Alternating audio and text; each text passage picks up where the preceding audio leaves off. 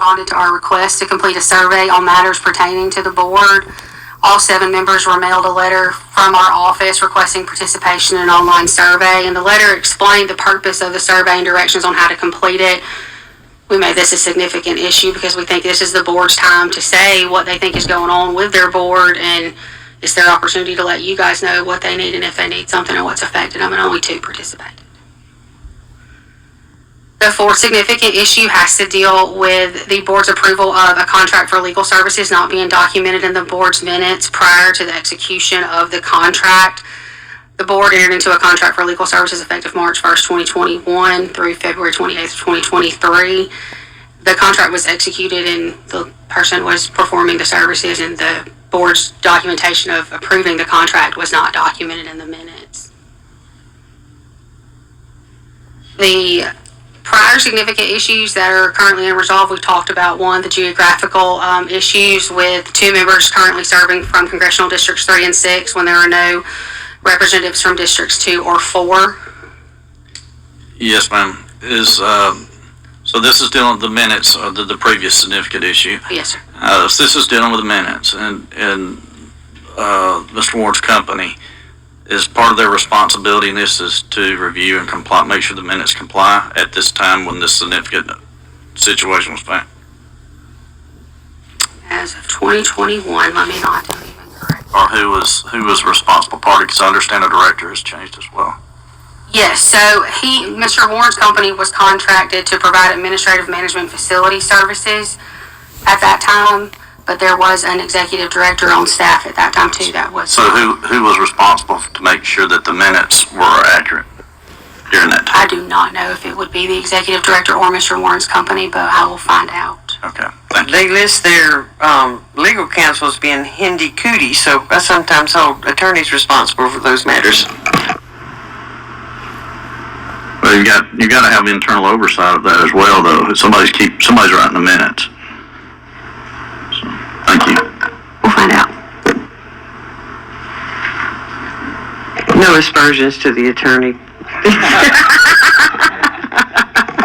We're outnumbered in here, I think.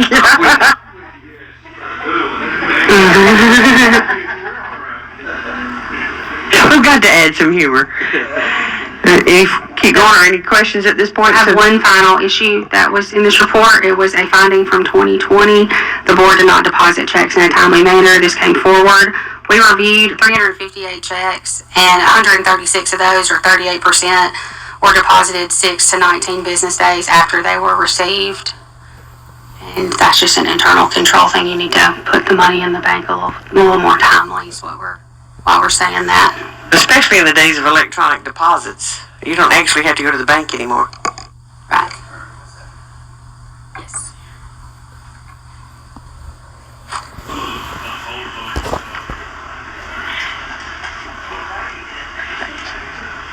I didn't go through in detail the emergency contract significant issue, but you guys talked about it. Do y'all want me to go through it? Yes? Okay. So this is significant issue number 2. And this, the board entered into multiple emergency contracts following the sudden resignation of the board's prior executive director in August of 2020 and the board's subsequent decision to move their offices to Montgomery in September of 2020. And the board is still currently under an emergency contract. The board entered into 2 emergency contracts right after this happened. One was for an executive director, Dr. Keith Cates, and he served, and then he was an employee of the board. He only had an emergency contract for a couple months. The emergency was estimated to last 60 days, and it fell that way.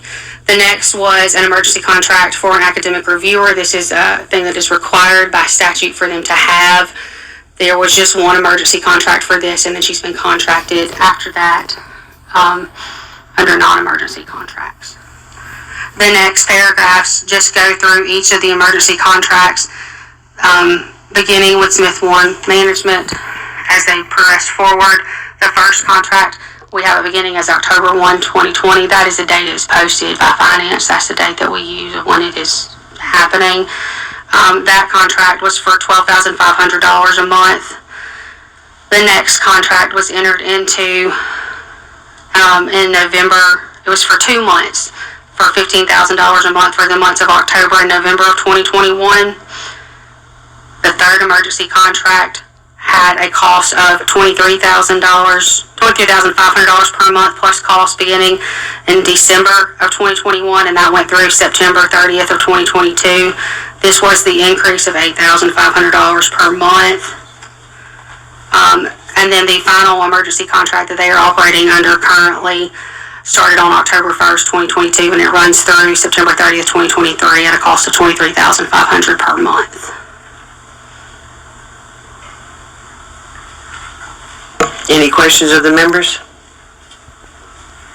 All right, thank you so much. I'm now turning over the gavel. Oh, excuse me. Yes, sir. Madam President, you said earlier anyway, there was a time, and again, I'm a novice at going through this, but there's a time when we talk about the review process and doing that for a year, 2 years, or 3 years. When does that happen? Does that happen today? Does that happen in the next meeting? When does that happen? Next meeting? Is that what you said?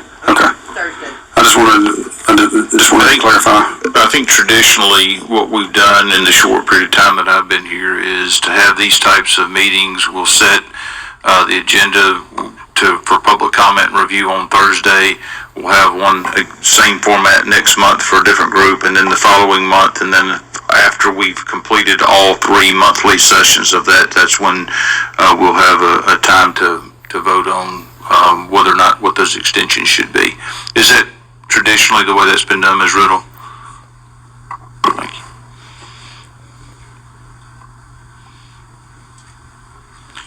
In your experience, you've seen it done both ways, either the day after the official meeting or in the end? Well, that'll be up to the pleasure of the chair, how he wants to do it this year. Let's do that. I think that gives us a little bit more time to contemplate and read and look and talk about what we think, those changes and what the report, and then some of the findings that come in, some of the additional information that may trickle in, letters and stuff that's been asked for, that gives us a little bit more time to take a look at that.